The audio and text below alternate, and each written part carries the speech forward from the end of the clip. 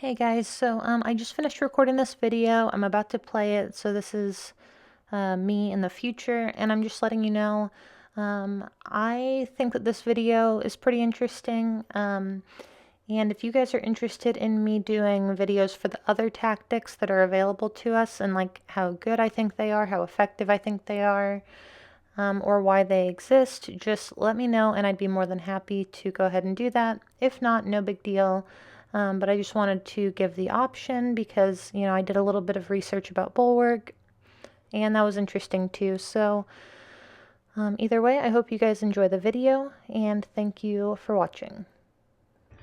Alright guys, what's going on? So I posted an Alliance War video a little bit earlier where I had mentioned that my alliance faced DSVG, and in one of the 3 battle groups, they used Bulwark instead of Protect as their defensive tactic. And somebody had basically asked me like what Bulwark is, and it occurred to me that I didn't do a good job of explaining that, and I actually didn't explain it at all.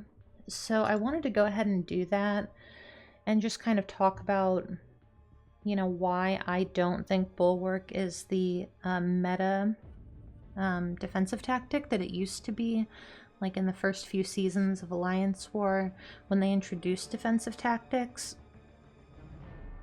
So Bulwark was originally designed because the first meta defensive tactic in Alliance War was dodge, and dodge was basically where any small defender could, randomly evade your hits. It was really good for Domino and anyone else who's small, and everybody was just using Corvus with True Strike. Some people were using Quake. She wasn't as popular then though, and people were using Ghost. So Corvus and Ghost were just, absolutely negating the defensive tactic. So after a couple seasons of that, people realized like, oh, there's this other defensive tactic too, where if somebody's metal and you hit them too hard, they're going to go indestructible. So it was kind of to prevent these like really hard hitters like Ghost and Corvus from just steamrolling a defense. It kind of slows them down, gives an indestructible buff.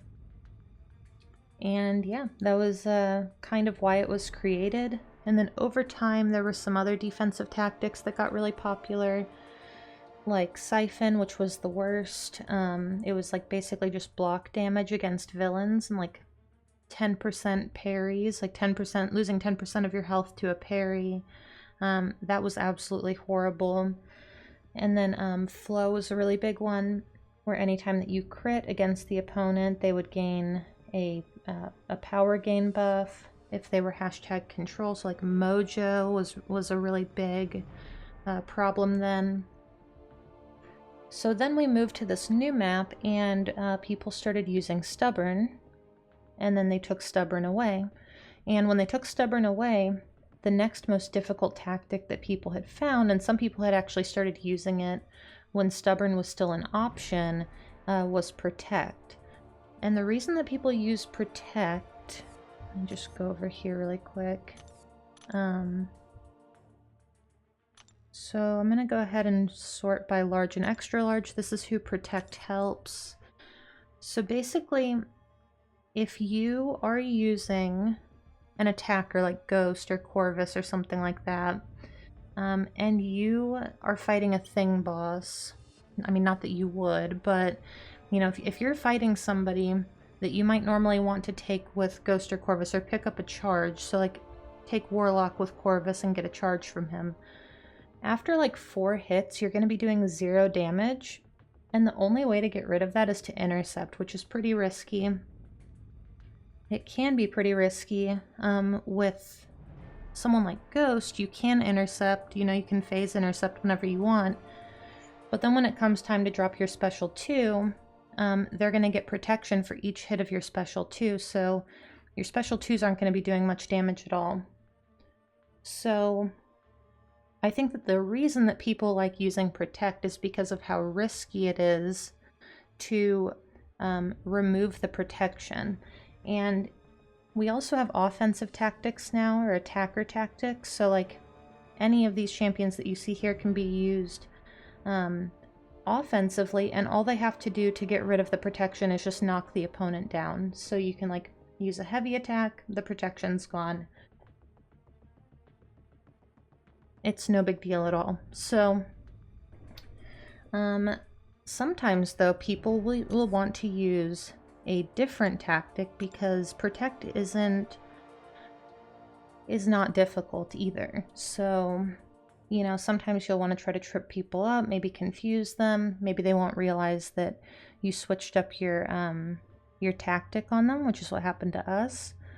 So if we go over here, Bulwark affects #metal champions.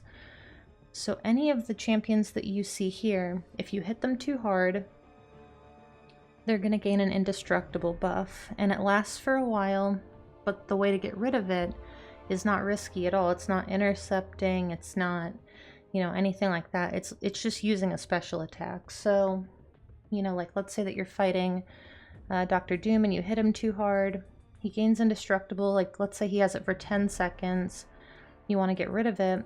Well, all you have to do is throw a special attack. You don't have to intercept him, you don't have to do anything weird like that. And eventually the indestructible will just come off on its own. With Protect, the protection stacks won't come off on their own. The only way to get rid of them if you're not a large or an extra large attacker is to intercept. And again, that's really risky. In Alliance War, you know, I don't care how good you are at intercepting. Like, I'm pretty good at intercepting. I know a lot of other people who are too. But you don't want to do it like because you have to. You don't want to be forced to intercept in any situation. You know, it kind of depends. Like, you have to feel it out. Like, sometimes you can go for an intercept and it works out fine. But other times, you know, if you have like a weird AI or something that's being really defensive, you know, you don't want to be in that position to where you're doing 0 damage and the only way to start doing damage again is to intercept. That's just not fun. So that's why we use Protect in this alliance. And yeah, again, so Protect, I think, will remain the meta until we get something more difficult. Hopefully we do. You know, I mean, I definitely like the easier alliance wars, but I don't necessarily like how few deaths there are on both sides. It really, really makes it feel bad if you do die. So yeah, again, with Bulwark, the main difference is, you know, Bulwark and Protect both reduce your damage if you hit too hard. The difference is that with Bulwark, it's an indestructible buff, so you can either, you know, throw a special attack. The way to get rid of it, if you're #metal also and you're using that, you know, somebody offensively who's #metal and benefits from the attacker tactic, would be to put a damage over time debuff on the opponent. So like Omega Red, if I use a heavy attack with him and lock in Degeneration, he's going to get rid of the indestructible. Warlock, if he throws a heavy attack, he's going to get rid of the indestructible. Dr. Doom, if he uses a medium attack and places a shock, the indestructible's gone. But the other way to get rid of it, because they decided to make the indestructible an active buff, is that you can just nullify it with a mystic attacker. So there's a lot of ways to get rid of it.